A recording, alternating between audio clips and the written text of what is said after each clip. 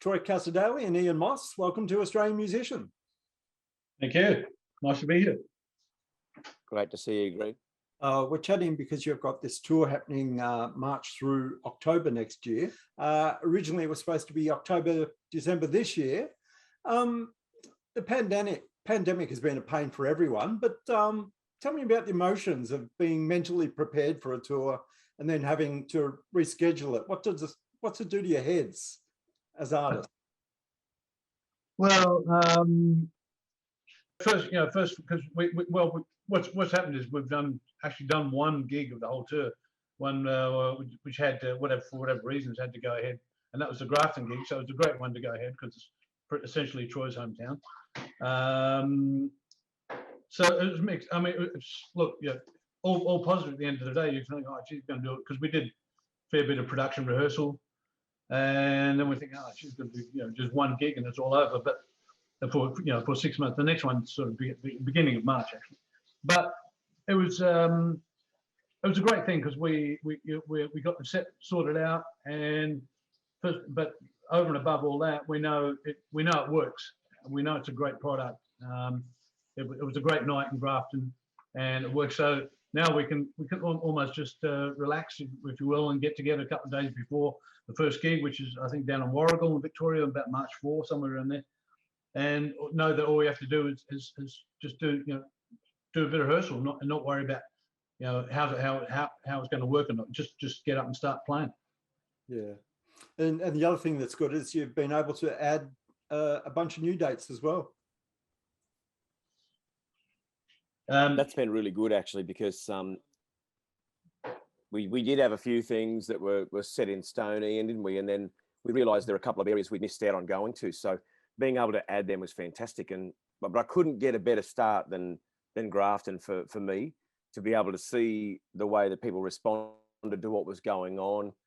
And I'm just really keen to get on the road. In the meantime, we've probably both got some local shows to get done. I've just done a weekend of just band shows. And that'll keep me humming along until we get a chance to do what we did with the acoustic guitars again. I can't wait. Yeah. So tell me about the tour. I mean, how much of the show is you two singing together? How much are you singing separately? How does that work? Oh, it's we're both, the format is there's no giveaway. It's acoustic for a start, acoustic guitars, and Troy's got a banjo going on, 6-string, or what do you call them? Ganjo, is it, Troy? The 6-string banjo? Yeah, yeah. And we're both on stage all night. We're swapping just song for song, really, and just telling some of the songs is just best to get on with it. Other songs have got a little bit of story behind them. So we're kind of leaving that certain amount of spontaneity in that area, because we don't want every last syllable or every last note to be rehearsed. And I think, and as tour goes on, we'll probably, so we're doing song for song and backing each other up with backing vocals, and it's great to because solo acoustic is very hard to actually do solos, guitar solos. So we're having a lot of fun in that. One guy, and the other guy can play solo, so that's a great plus. That's roughly the format. Yeah.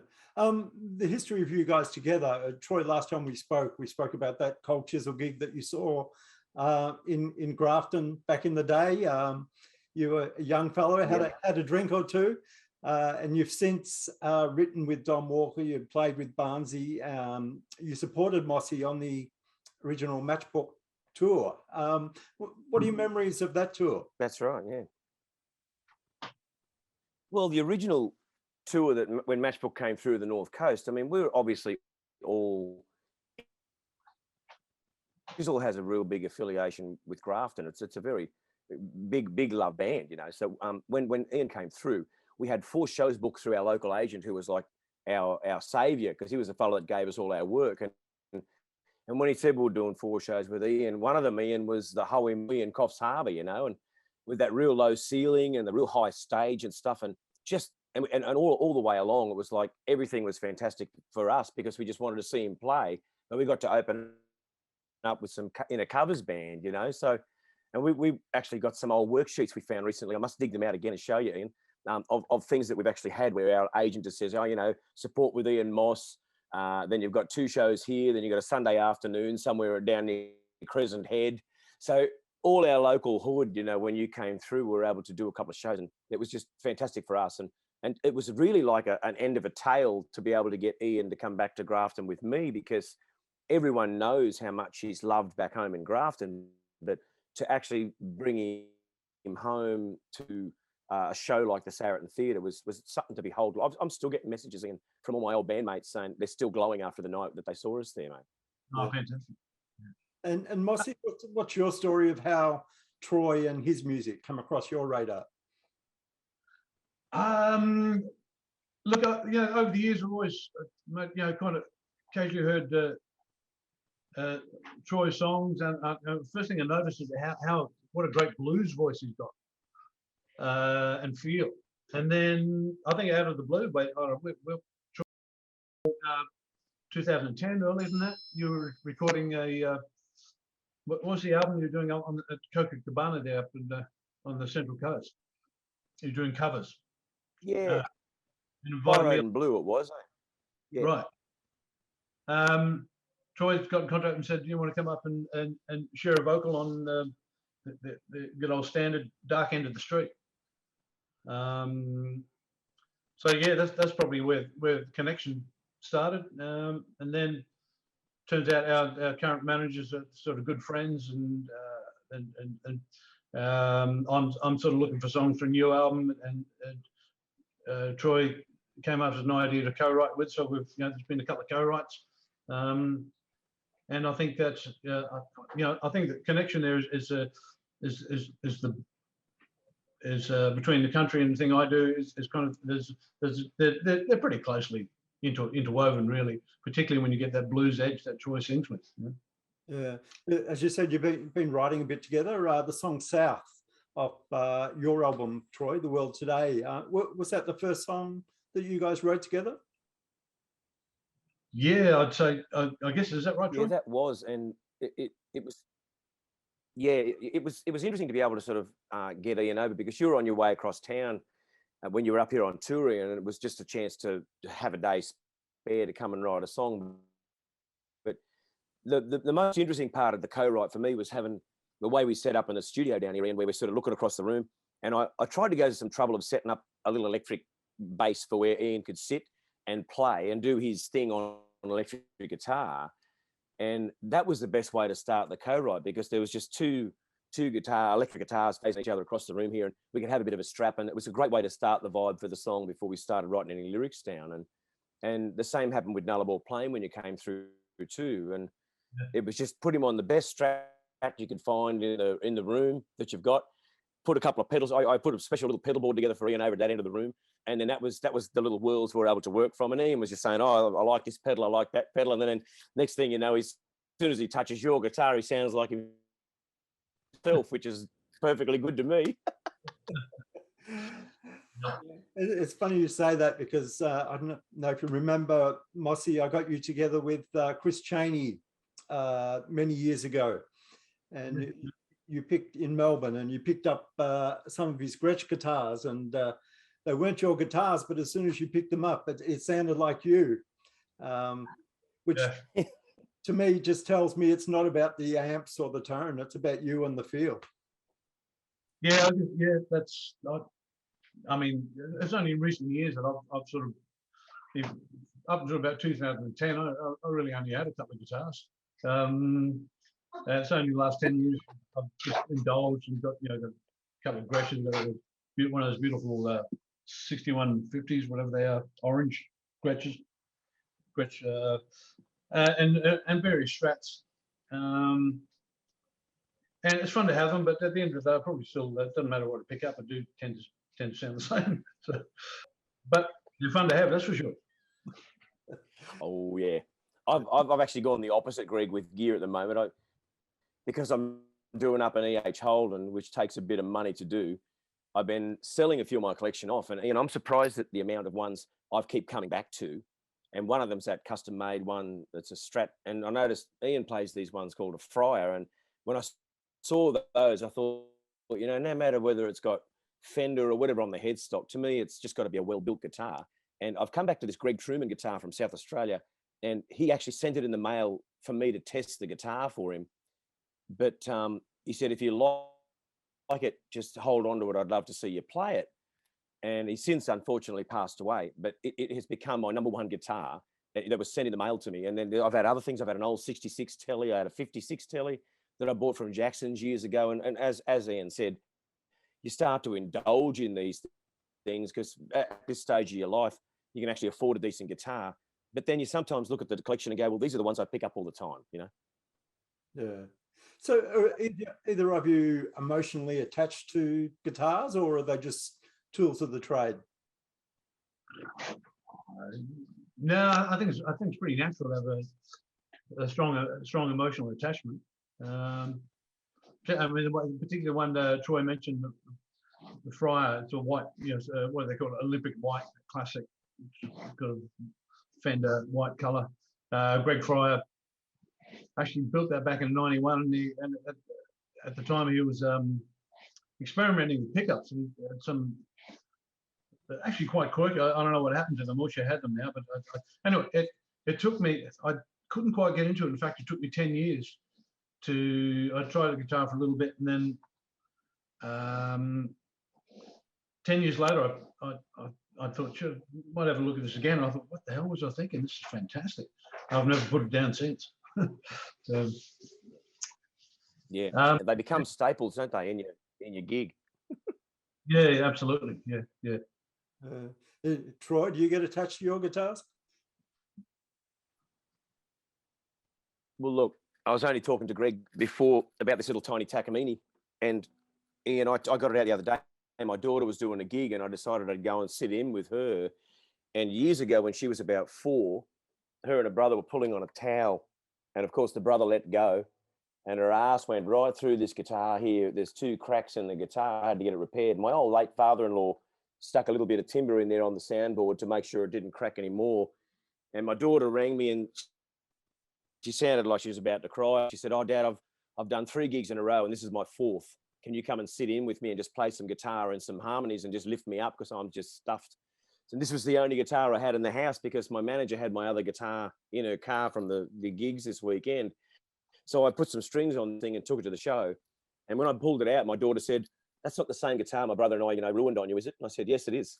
So I played it, Ian, with her the other day, and it sounded just as sweet as the day I put it back in the case maybe 6 years ago with the busted amp, and Pro Music put it back together for me the other day. And I think, I might even bring it out on one of the runs just to see what she sounds like. And it still holds its own. Like, it's just still a big sounding guitar for a small Takamine, little New Yorker. But I never thought I was emotionally attached to things until I pulled this out of the case. What year? How old is it? I think they built this for me. It's about 16 years old, I suppose, mate. So, and it was the first one. It was a 317 FS they made. It was like a little New Yorker, and all solid timbers and everything. And it came really pristine and new, like they always do. And then the years just got marks all over it, But it was just 16, 17 years of hard touring and everything that I did with the guitar. It still stands up every time I play it now this last couple of days. So I'm glad I rediscovered it, actually. I think I'll play it more now. So what are you guys taking out on the road with you on this tour? And did that one gig teach you anything about what you should be using? Yeah, for me, I'm still narrowing it down. I've kind of trying to remain faithful to Maiden. But there's just that. I'm looking at a Paul Reed Smith at the moment, and they're pretty hard to beat. Or it's pretty hard for it's a bit of a competition at the moment between them and the Maidens, with the Paul Reed Smith probably nosing out front. But I've still got quite a few tweaks to do and experimentation. So we'll see what happens on the night. in Warragul on March the 4th. And Troy, what have you got sorted? In Warragul, that's right. Well, mate, I'm going to stick to the Sunburst Takamine that I've been playing for the last maybe 8 years, and it seems to work pretty good. It stays in tune. I love the sound from my two bobs worth. If I'm going to put my two bobs worth in for Ian stuff, I love his two matins that he brought here. He's got one that's got a red pick guard and one that's got a black pick guard, and they're just adorable. I couldn't get enough of listening to them through my crappy little PA system here. But I just love the sound of those. But Ian and I have sent photos of our pedal boards too, and this is the little one I put together that I sent a photo to Ian of as well. And that's just, this thing here has been good fun to muck around with. It's like a dobro sound in a box that fishermen make, and the rest of it's just all, you know, like a little Fender Boss reverb for the banjo. And Anthony from the Wiggles had this beautiful 6-string Deering banjo. And I was looking around for one, and so I rang him and said, look, I thought he might want to sell it to me secondhand because I hadn't seen him playing it. And he said, oh, I'm strictly a tenor man now. He said, I'm 4-string banjo, so let me know your address and I'll send it so you can try it. And Ian, it's pretty good noise in amongst some of the stuff we're doing, isn't it?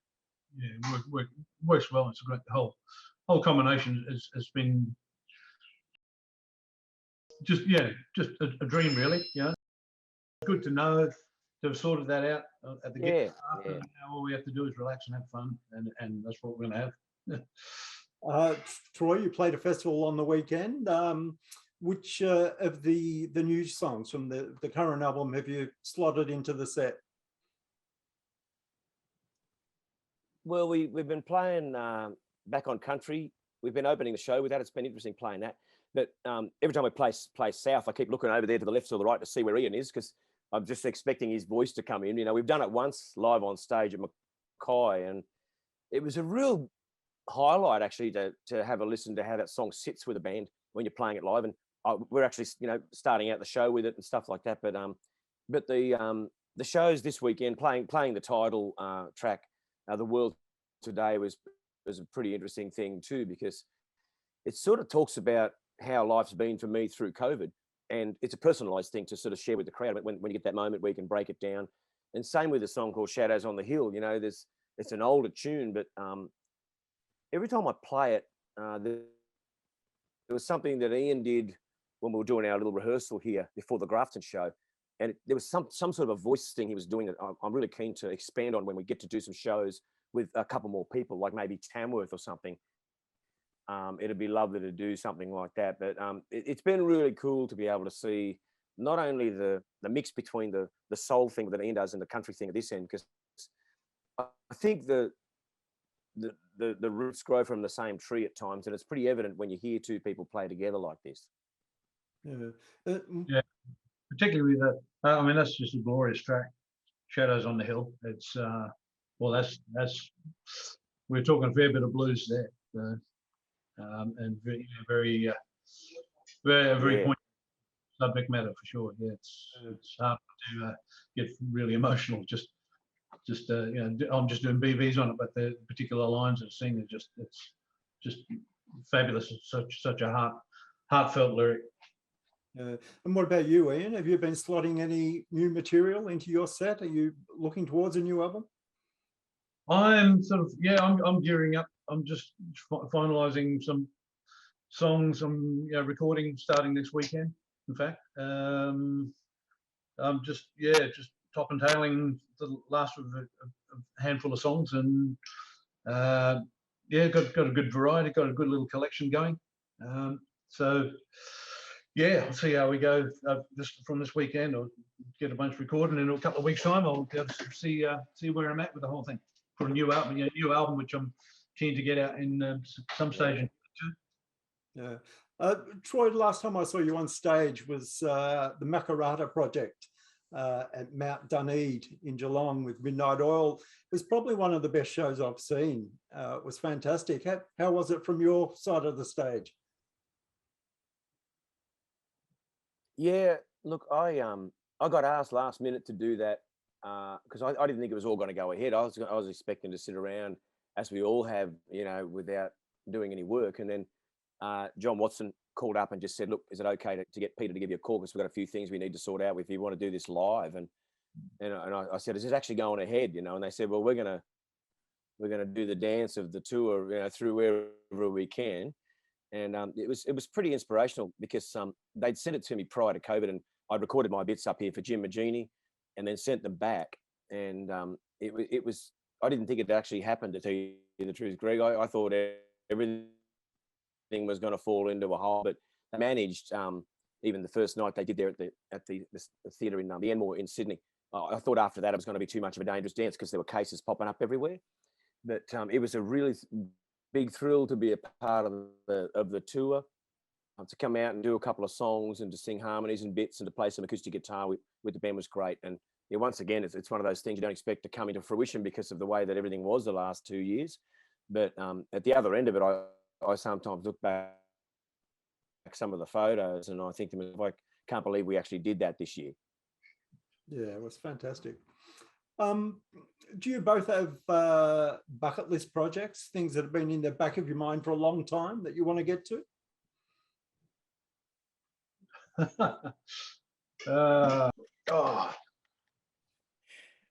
What about you, Troy? I'm stuck.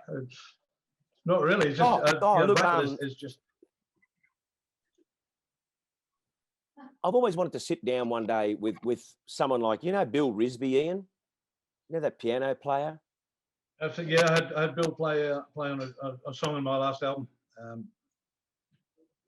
Fantastic. I've always wanted to sit down with a couple of really good microphones with him and do something really intimate as a singer, and not even play guitar for most of it, but just every time he comes to the studio, Bill, he's just magic, you know. And I've always wanted to do some sort of, it might even be a bit more croony or whatever it might be, but I'd love to do something like that with a piano player that's as handy as Bill Risby, you know. And if he ever sees this thing, he'll probably think, oh, I don't know how that's ever going to work. But I reckon it'd be incredible to sing with a piano player like that. Yeah. And Mossy, you just take things as they come, or? I beg your pardon? You just take things as they come. You don't plan that far ahead. I kind of, yeah, I like, you know, I do like. It's great to be able to have the versatility. I do. At some stage, I'd be keen to do